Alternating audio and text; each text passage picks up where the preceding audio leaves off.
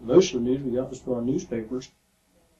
On base, we had to read various confidential news publications, you know. When I graduated from pilot training, I had 220 hours of flight time.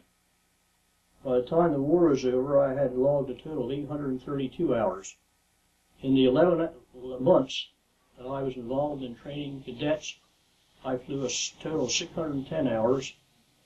127 of those hours was at night, and approximately 40 hours on instruments or in an instrument trainer. I flew 142 training missions.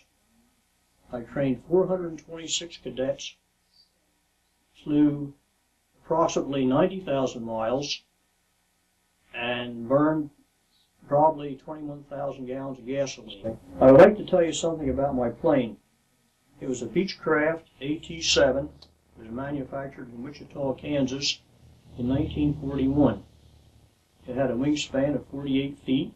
The fuselage was 35 feet long, and it stood 9.5 feet high.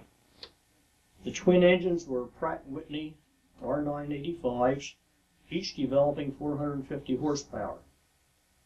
The propellers were Hamilton Standard, constant speed, 8 feet in diameter. And it was 13 feet between the center of the engines and 15 feet between the twin rudders. The crew consisted of a pilot, a co-pilot sometimes, 3 navigation students, and sometimes a navigation instructor went along for the ride.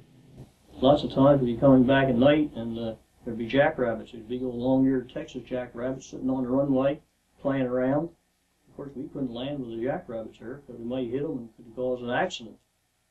So if we came in, we saw jackrabbits on the runway, we'd have to radio the control tower. They'd have to send a jeep out to chase them off so we could land. So the procedure was, in a situation like this, was to fly by the control tower for a visual check, and which I did, and control tower operator said that the wheels appeared to be down locked.